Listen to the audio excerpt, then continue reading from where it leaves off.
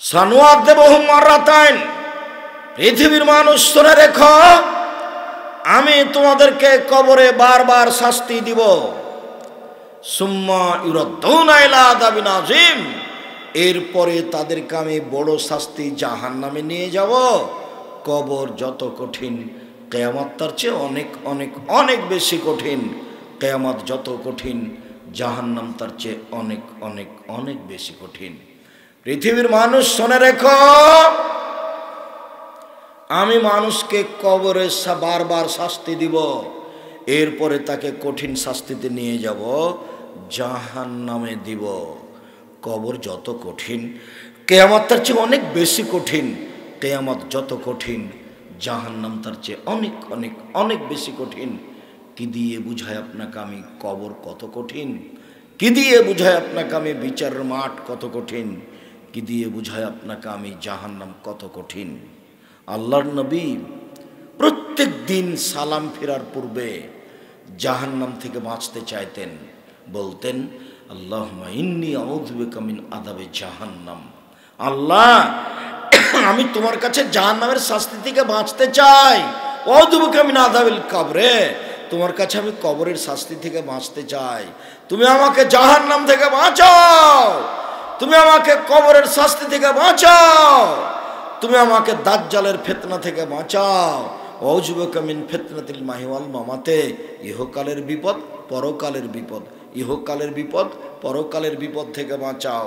আউযু বিকা মিনাল মাসাব ওয়াল মাগরাম, তুমি বাঁচাও আমাকে বড় পাপ হতে, ঋণ কর্য হতে। তুমি বাঁচাও আমাকে বড় পাপ হতে, ঋণ কর্য হতে। আমার ঋণ কর্য হয় না জানো? যার ঋণ আছে তার জানাজা হবে না। ব্যাংকে লোন নিয়ে 5 তলা বাড়ি করেছে, বউ খুশি, বেটিও খুশি, বেটাও খুশি। তো এখন মরে গেছে, তো জানাজা কে করবে? বলে ইমাম সাহেব করবে। তো করে দিয়েছে, তো জানাজা তো হয়েই গেল।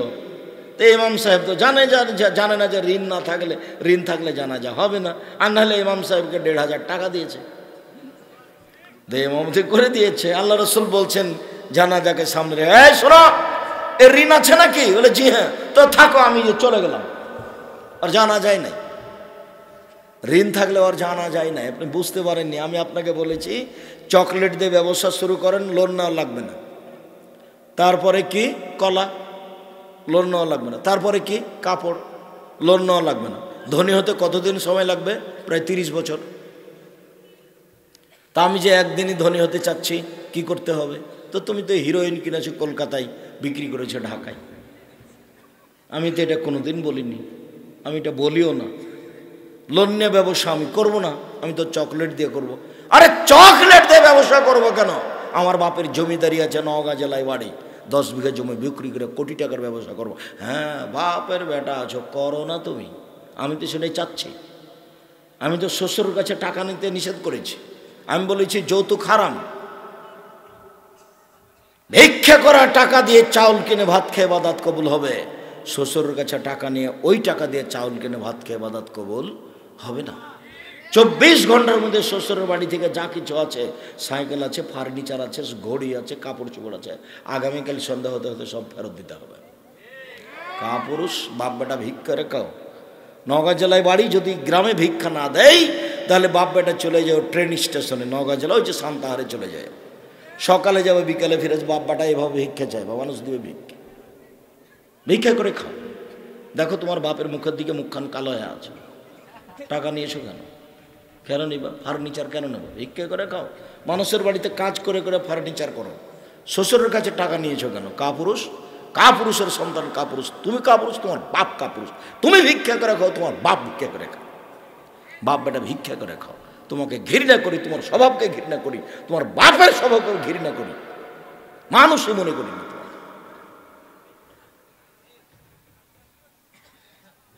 ভিক্ষা করে খাবো কেন? মানুষের বাড়িতে কাজ করে খাবো। আমি ভিক্ষা করে খেতে বলি। আমি বলেছি কাজ করে খেতে হবে, ব্যবসা করে খেতে হবে। রাজশাহী চাঁপাইনবাবগঞ্জের মতন লোককে ওই চাকরি করে খেতে হবে না। চাকরি করলে মাসে 20,000 বেতন পাওয়া যাবে, 25 দিনই শেষ হবে, আর 5 দিন খালি ধার কর্জ করে যাবে। ওইটা নয়, ব্যবসা করে খেতে হবে। গরিব মানুষের পাশে দাঁড়াবো, কোটি কোটি টাকা ইনকাম করবো, অসহায় মানুষের পাশে দাঁড়াবো। এই জন্য এই এত টাকা ইনকাম করে কি করবা? গরিব মানুষের পাশে দাঁড়াবো এই জন্য। বাস, নেতাকে উঠানোর জন্য নামানোর জন্য টাকা ইনকাম করি না। কিসের জন্য করি?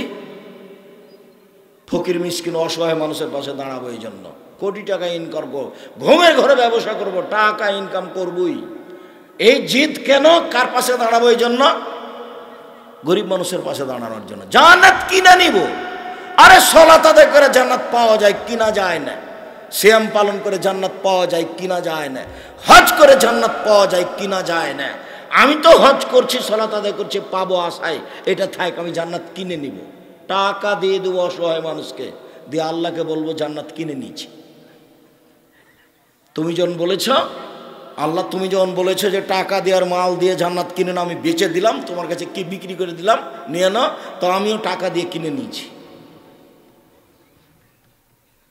যার কারণে তো রাসূল সাল্লাল্লাহু আলাইহি সাল্লাম বলেছেন যে জিজ্ঞাসা করা হলো মানুষের জীবনের সবচেয়ে বড় কাজ কি, ভালো কাজ কি? মানুষ তো অনেক কাজ করে। কি করে? কোরআন তেলাওয়াত করে। কি করে? সুবহানাল্লাহ বলে। কি করে? হজ করে। কি করে? সালাত আদায় করে। কি করে? সিয়াম পালন করে। অনেক কাজ করে। তো সবচেয়ে ভালো কোনটা? বলে সবচেয়ে ভালো হলো দুস্থ গরিব ফকির মিসকিনকে খেতে দেওয়া, তুতি মুক্ত। এটা হলো সবচেয়ে ভালো কাজ। রাসূল সাল্লাল্লাহু আলাইহি ওয়াসাল্লাম বলছেন, আরে শোনো শোনো শোনো, জান্নাতে খুব উন্নত মানের পদার্থ দিয়ে কিছু জান্নাত তৈরি করা আছে ঘর। বাহির থেকে ভিতর দেখা যায়, ভিতর থেকে বাহির দেখা যায়, খালি টক টক টক টক টক করছে, ঝকঝক ঝকঝক করছে। আল্লাহ নবী, এত দামি ঘরে কে যাবে? এত দামি ঘরে কে যাবে? তখন আল্লাহ রাসূল বলছেন, মাতা তো আমা, ফকির মিসকিন দুস্থ গরিবকে খেতে দেয়, সে যাবে। এটা আল্লাহ রাসূলের মুখের ভাষা, আপনাকে আমি বাংলা করে শোনাচ্ছি। আম গাছে জাম ধরতে পারে, ধরে না। অমাবস্যার রাতে চাঁদ উঠতে পারে, উঠে না। সিংহের ছিদ্র দিয়ে লাঙ্গলের ফল ঢুকতে পারে, ঢোকে না।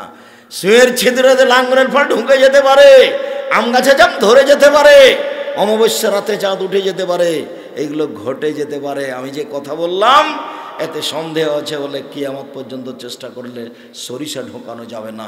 তার নাম বুখারী, মুসলিম। সম্মানিত দিনী ভাই বোন, আমরা বলছিলাম আবু মুসা আশআরী রাদিয়াল্লাহু তাআলা আনহু বলেন, রাসূল সাল্লাল্লাহু আলাইহি ওয়াসাল্লাম বলেছেন, পৃথিবীর মানুষ তিনটা কাজ করো, সামাজিক কাজ। এক, আতেমুল জায়া, দুস্থ গরিব ফকির মিসকিনকে খেতে দাও। দুই, উদুল মারিজা, অসুস্থ মানুষকে দেখতে যাও। তিন, ফুকুলানি, জেল হাজতে আছে যারা, তাদেরকে জেল থেকে বের করার ব্যবস্থা করো। বুখারী, মুসলিম, তিনটা আদেশ, সামাজিক আদেশ। দলীয় দাপটে নির্দোষ মানুষকে 1 নম্বর আসামি করে জেলে আছে, জেল দেওয়া হয়েছে। নওগাঁ জেলে 20 বছর থেকে জেলে আছে। ও নিজেও জানে না আমি কেন জেলে। জজ জানে না ঘটনা কি, উকিলও জানে না ঘটনা কি, শুধুমাত্র যে সাজিয়েছে টাকা দিয়ে সেই জানে। কথা কি বুঝাতে পারছি?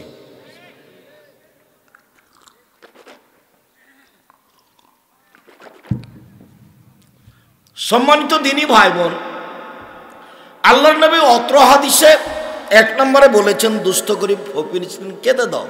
2 নম্বরে বলেছেন অসুস্থ মানুষকে দেখতে যাও। এই নিয়ে কয়েকটা কথা আছে।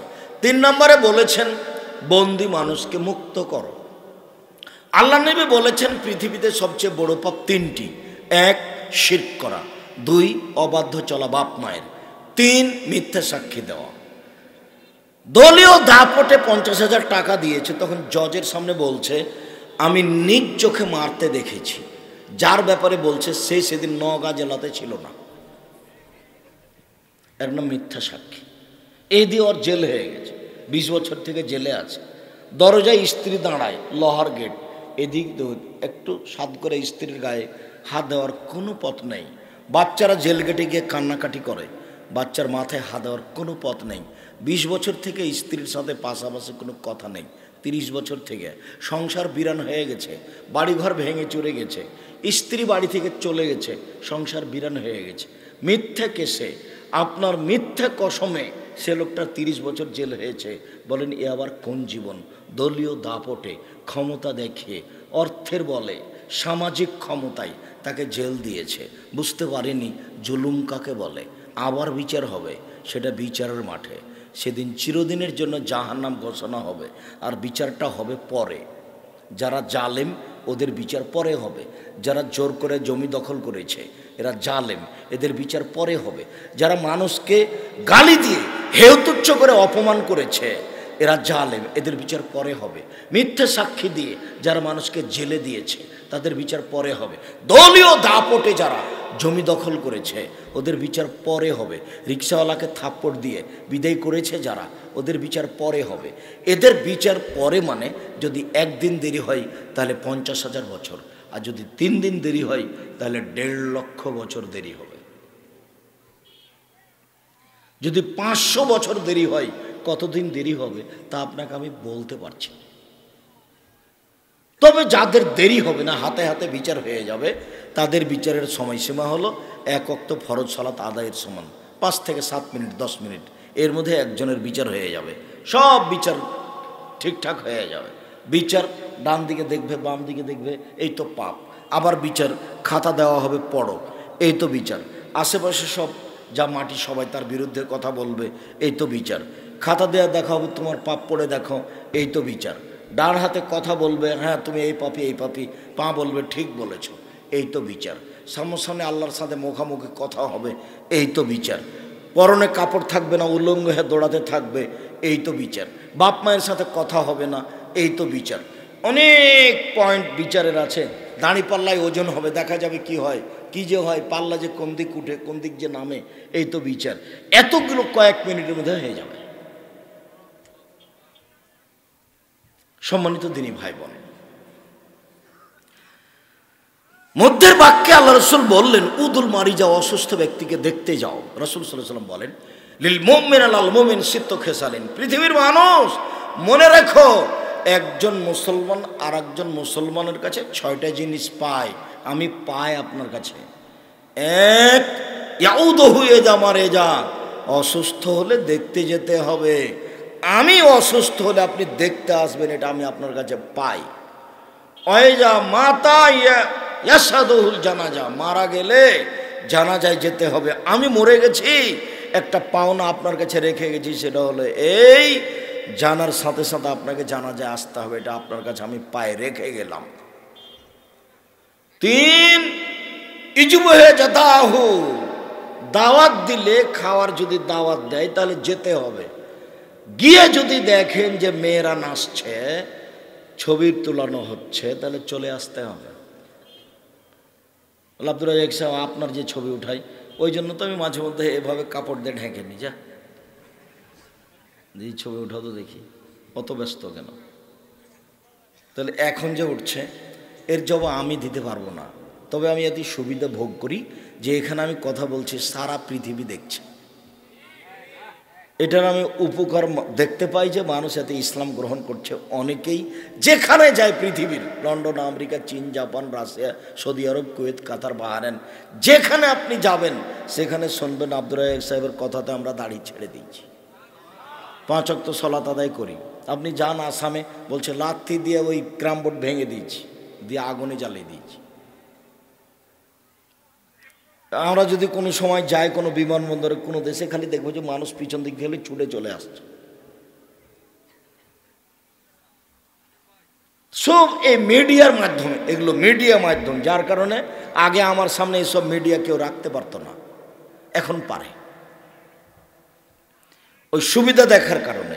তো আমি এই সুবিধার্থে দিনের খাতিরে এইটুকু মেনে নিয়েছি, আল্লাহ ভালো জানেন। তবে অনেক বেশি উপকার, অনেক অনেক উপকার।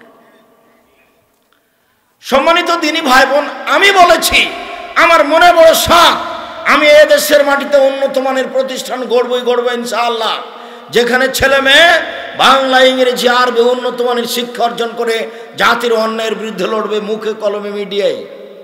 মুখে বলছি, মিডিয়া দেখতে পাচ্ছেন, কলম একটু পরে আসবে।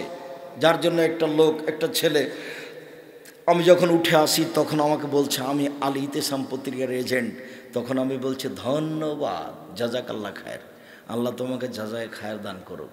জাতির নিকটে 50টা প্রশ্নের উত্তর দিই প্রত্যেক মাসে, 12 জন মুফতি দিয়ে ফতোয়া ঠিক করি, 16, 18, 20 জন কর্মচারী আছে, লক্ষ লক্ষ টাকা এর পিছনে খরচ আছে, শুধুমাত্র সঠিক দিন জাতির সামনে প্রকাশ করার জন্য। শিরক মুক্ত প্রতিষ্ঠান জামিয়া সালাফিয়া, বিদআত মুক্ত প্রতিষ্ঠান জামিয়া সালাফিয়া, দল মুক্ত প্রতিষ্ঠান জামিয়া সালাফিয়া, সংগঠন মুক্ত প্রতিষ্ঠান জামিয়া সালাফিয়া, একমাত্র আল্লাহকে সন্তুষ্ট করার প্রতিষ্ঠান জামিয়া সালাফিয়া। জামিয়া সালাফিয়া ডাঙ্গিপাড়া পাবা রাজশাহী, জামিয়া সালাফিয়া রূপগঞ্জ নারায়ণগঞ্জ ঢাকা, জামিয়া সালাফিয়া তেঘরা বিরল দিনাজপুর, জামিয়া সালাফিয়া 6 মাইল বাবুগঞ্জ বরিশাল। এগুলো চলন্ত প্রতিষ্ঠান। আর আপনার বাড়ির পাশে যেটা জামিয়া সালাফিয়া ডাঙ্গিপাড়া পাবা রাজশাহী, এইটা 26 বিঘা জমির উপর অবস্থান করে। এটাতে একটা মসজিদ আছে, 4 তলার কাজ শুরু হয়েছে, যার 1 তলাতে 3000 মানুষ একসাথে সালাত আদায় করতে পারবে। এই মসজিদ 90% জমির উপর অবস্থান করে। আমি জানি না আপনি যান কিনা, দেখেছেন কিনা। 22-23 ডিসেম্বর সামনে আসা, যে আপনি অবশ্যই যাবেন, একটু সাধ করে যাবেন। আমি তো আপনাকে দোয়া করতে বলেছি, টাকার কথা বলিনি। আমি বলেছি খালি দোয়া করবেন, আল্লাহ তুমি জামিয়া সালাফিয়া কবুল করো। 1 জানুয়ারি ভর্তির তারিখ, আপনি খালি দোয়া করবেন, আল্লাহ তুমি জামিয়া সালাফিয়া কবুল করো। আর টাকার ব্যাপারে বলেছি আমি যে শিরক মুক্ত প্রতিষ্ঠান জামিয়া সালাফিয়া, বিদআত মুক্ত প্রতিষ্ঠান জামিয়া সালাফিয়া, দল মুক্ত প্রতিষ্ঠান জামিয়া সালাফিয়া, সংগঠন মুক্ত প্রতিষ্ঠান জামিয়া সালাফিয়া, একমাত্র আল্লাহকে সন্তুষ্ট করার প্রতিষ্ঠান জামিয়া সালাফিয়া। এতে যদি যান তো 10টা টাকা হাতে করে যাবেন। যদি দিয়ে দেন, পতিতালয়ের মহিলা যদি কুকুরকে পানি পান করে জান্নাত পেতে পারে, তাহলে এই প্রতিষ্ঠানে দান করলে জান্নাত পাওয়া যাবে ইনশাআল্লাহ। এটাই সে প্রতিষ্ঠান যেখানে দান করলে জান্নাত কিনা যায়। আমি আপনাদের জামিয়া সালাফের একসঙ্গে খেলে আমি তার টাকা দিয়ে দিই, আমি আপনাদের জামিয়া সালাফের খাই না। আপনাদের জামিয়া সালাফে বর্তমানে শিক্ষক শিক্ষিকাকে বেতন লাগে প্রতি মাসে 30 লক্ষ। আপনাদের এই জামিয়া সালাফে শিক্ষক শিক্ষিকা কর্মচারীকে কত বেতন লাগে বর্তমানে? 30 লক্ষ। টেনশন ভোগ করবেন না আপনি, কিভাবে যে হয় এটা আপনাকে ভোগ করা লাগবে না, দরকার নেই। আপনি খালি এদিকে থাকেন, আমিও বুঝি না কিভাবে চলে, কাজে আপনাকে আমি বুঝাতে পারবো না। আপনি খালি বলবেন আল্লাহ তুমি কবুল করো। আপনাকে আমি এটা অনুরোধ জানাই, 22-23 ডিসেম্বর আপনি অবশ্যই আসবেন, মনটা ঠান্ডা করে দেখবেন, বিষয়ভিত্তিক কথা শুনবেন। আর এই সাধারণ আলেম ওলামা বক্তব্য দিবে না, যারা দেশ বিদেশের সর্বোচ্চ স্তরের আলেম, যারা কোরআন হাদিসের বড় বড় পণ্ডিত দেশে আছে বিদেশে আছে, দেশ বিদেশের বড় বড় আলেম থাকবে সেখানে। সম্মানিত দিনী ভাই বোন, বলছিলাম রাসূল সাল্লাল্লাহু আলাইহি ওয়াসাল্লাম বললেন, মানুষ মানুষের উপরে 6টা হক রাখে। তার একটা হলো মানুষ মারা গেলে জানাজায় যেতে হবে, মানুষ যদি অসুস্থ হয় দেখতে যেতে হবে। আপনি যদি সকালে দেখতে যান তাহলে সন্ধ্যা পর্যন্ত 70,000 ফেরেশতা আপনার জন্য ক্ষমা চাইবে। আপনি যদি সন্ধ্যায় দেখতে যান তাহলে সকাল পর্যন্ত 70,000 ফেরেশতা আপনার জন্য আল্লাহর কাছে ক্ষমা চাইবে। আপনি যদি জানাজায় যান, মাটি দেওয়া পর্যন্ত থাকেন, তাহলে 2 কেরাত নেকি হবে। 1 কেরাত সমান হলো উহুদ পাহাড়ের সমান। উহুদ পাহাড় হলো 4 কিলোমিটার প্রশস্ত, 8 কিলোমিটার লম্বা। নিচে কত আছে তা মানুষ জানে না। তা আপনি যদি একটা লোকের জানাজায় উপস্থিত হন, হতে তো আপনি বাধ্য, কিন্তু আল্লাহ যে দয়া করে বোনাস দিয়েছেন, এই বোনাসটা কত আপনি হিসাব করতে পারবেন না। সেটা হলো 2 উহুদ পাহাড়ের সমান। 1 উহুদ পাহাড় কত প্রশস্ত? 4 কিলোমিটার। লম্বা কত? 8 কিলোমিটার। নিচে কত? আল্লাহ ভালো জানেন, মানুষ জানে না। তাহলে কত নেকি হলো আমি বুঝতে পারলাম না, বেহিসাব। ওটা আল্লাহর একটা দয়া, এটা বোনাস। এমনি যেটা দিবেন সেটা দিবেনই। শেষে তিনি বললেন, বন্দী মানুষকে মুক্ত করো। রাসূল সাল্লাল্লাহু আলাইহি ওয়াসাল্লাম বললেন, 6টা মানুষের প্রতি হক রাখে। তার একটা হলো দাওয়াত খেতে যেতে হবে। দাওয়াত খেতে গিয়ে যদি দেখা যায় পাপ হচ্ছে, তাহলে উল্টা ফিরে আসবে, এখান থেকে কথা চলে গেছে, একটু লম্বা হয়ে গেছে, মনে কিছু নেবেন না। আল্লাহর নবীর বাড়ি থেকেও মালাইয়া জিবরাইল ফিরে চলে গেছেন। খারাপ কিছু দেখলে থাকতে হবে না। দাওয়াত খেতে গিয়ে দেখছেন যে ভিডিও হচ্ছে, মেয়েরা নাচছে, তাহলে চলে আসতে হবে। আল্লাহর নবীর বাড়ি থেকে জিবরাইল চলে গেলেন কেন? একটু ছেলে, ওই বাচ্চাটা যে আপনার কাছ থেকে উঠলো আপনি খেয়াল করলেন না? যারা আপনারা পাশে দাঁড়িয়ে আছেন কিছুক্ষণ পরে কিন্তু দাঁড়িয়ে থাকতে চলে যেতে মন চাইবে, সামনে এসে বসেন, শান্তি পাবেন। আর আমি দাঁড়িয়ে থাকা মানুষের সামনে বক্তব্য দিতে রাজি নই জায়গা থাকলে। আমি আপনাকে অনুরোধ করছি সামনে এসে বসেন, যদি সম্ভব না হয় তাহলে কেটে পড়তে হবে। আল্লাহর রাস্তে ধীরে হেঁটে বাড়ি চলে যান। মানে আপনাকে আমি অনুরোধ জানাচ্ছি বসতে, কেননা আল্লাহ নবী কথা বললে বসতে বলতেন। আর আপনি আমার জন্য এসেছেন, আমি আপনার জন্য এসেছি, অন্য কোনো কথা নাই এখানে। আর আমি নির্বাচনে ভোট চাইতে আসিনি, আমি এখানে ভোট চাইতে আসিনি, এমন কাজ আমি করি না। আর জীবনে আমি কোনোদিন অপ্রয়োজনীয় বাক্য বলিনি। 32 বছর চলছে বক্তৃতার জীবন। কতদিন চলছে? 32 বছর, 90 সাল থেকে মাঠে আছি। কোনোদিন অপ্রয়োজনীয় বাক্য বলিনি, কোনোদিন কেসা কাহিনী বলিনি, কোনোদিন কারো বিরুদ্ধে বক্তব্য দিইনি, কোনোদিন মাঝহাব নিয়ে কথা বলিনি। পুরো 32 বছরকে যদি তন্ন তন্ন করে তদন্ত করেন, কোথাও পাবেন না আমি যে মাঝহাবের বিরুদ্ধে কথা বলছি। ও পাতাই পড়ি না আমি।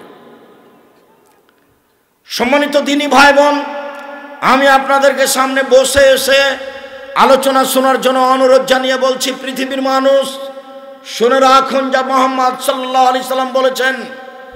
একদা আল্লাহর নবী খুব সকালে চিন্তিত, মনটা খুব ভারী। উম্মু সালমা বললেন, আপনি চিন্তিত কেন?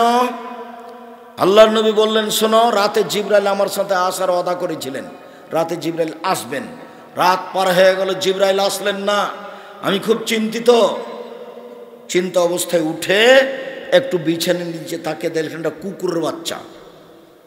কুকুরের বাচ্চাটাকে টেনে বের করে ফেলে দিলেন, সেখানে একটু পানি ছিটিয়ে দিলেন। ছিটাতে না ছিটাতে জিবরাইল চলে এসেছেন। আল্লাহর নবী বলেন, কি ব্যাপার? আপনি না আমার সাথে ওয়াদা করেছিলেন রাতে আসবেন, রাতে আসলেন না কেন? তো জিবরাইল বলছেন, আরে এসেছিলাম তো, আমি ঘুরে গেছি, আপনার দরজা থেকে ঘুরে গেছি, আপনার ঘরে ঢুকিনি। যেই ঘরে কুকুর থাকে, যেই ঘরে ছবি মূর্তি থাকে, সে ঘরে আমরা ঢুকি না। তা আপনার ঘরে খাটের নিচে কুকুরের বাচ্চা ছিল, সেই জন্য ফিরে গেছি। এই যে আপনি দূর করার সাথে সাথে পানি ছিটিয়ে দিয়েছেন আর চলে এসেছি। ও তো আসতে গাড়ি ঘোড়া লাগে না, মোটর সাইকেল লাগে না, বাস। তাহলে জিবরাইল ফিরে গেলেন মুহাম্মদ সাল্লাল্লাহু আলাইহি সাল্লামের বাড়ি থেকে। কেন ফিরে গেলেন মনে থাকবে না মনে হয়।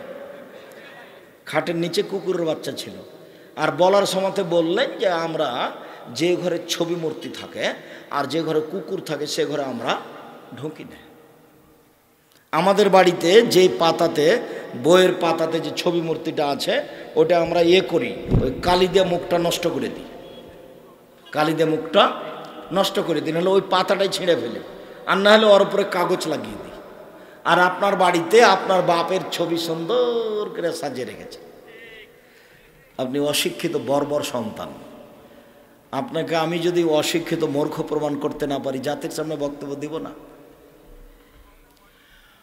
ওই সময় তো আতাসা, হাঁচি ছাড়লে উত্তর দিতে হবে, তবে যার হাঁচি এসেছে তাকে বলতে হবে আলহামদুলিল্লাহ। তারপর আপনি বলবেন এরহামাকাল্লাহ, বলতেই হবে, বলতে বাধ্য। তো নামাজের মধ্যে যদি ওর হাঁচি আসে তাহলে ও আলহামদুলিল্লাহ বলবে, কিন্তু আপনি উত্তর দিতে পাবেন না।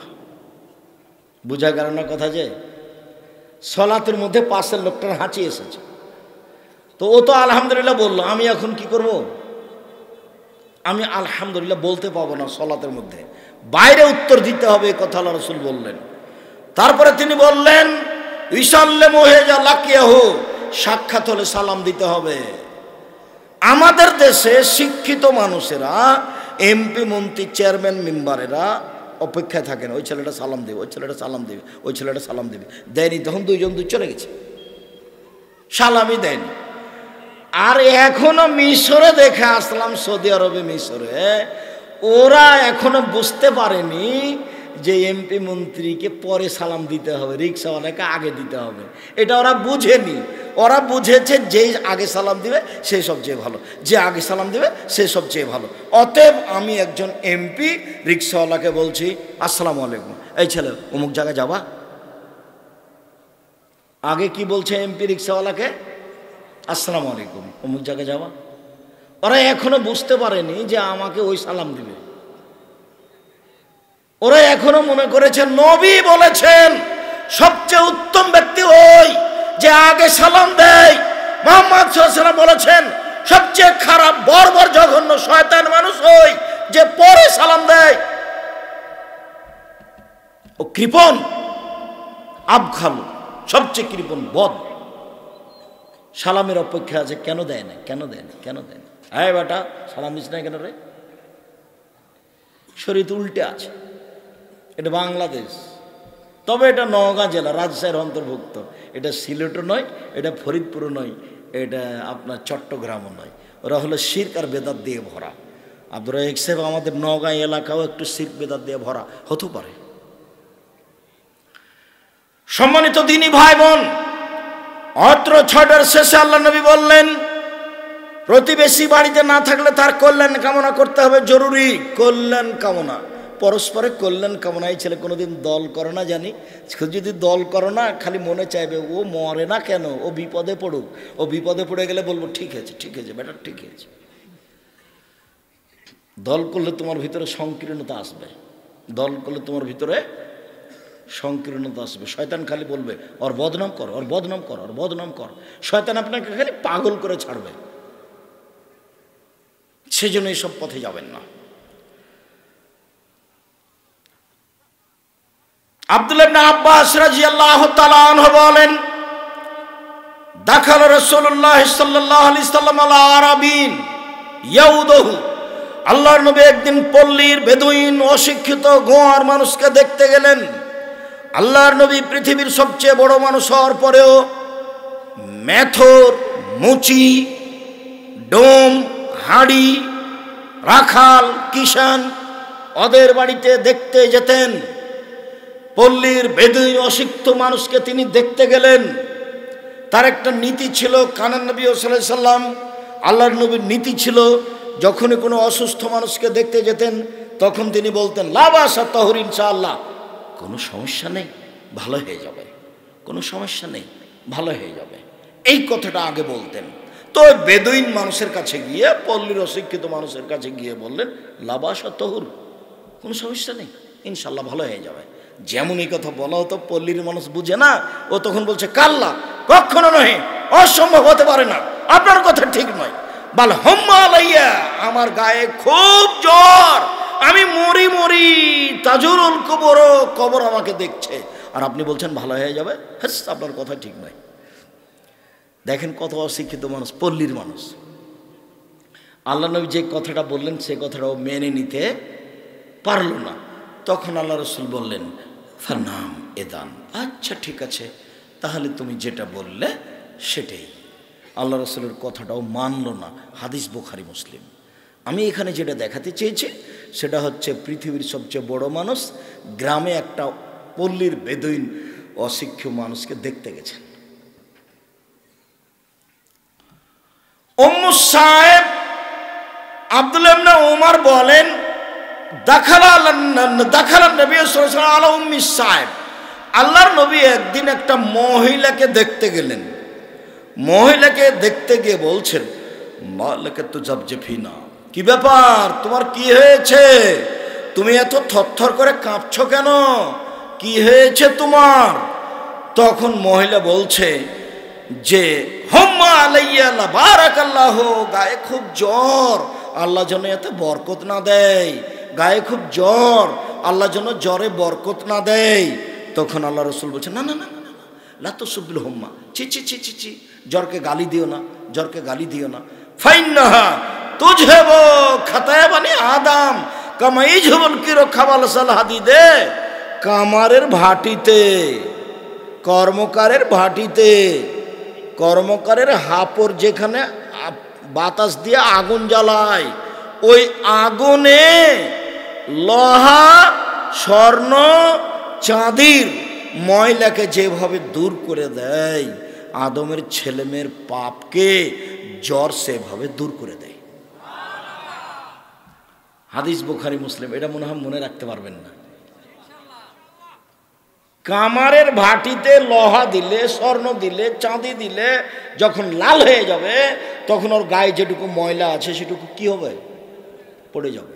আল্লাহ নবী বলছেন এই কামারের ভাটি যেমন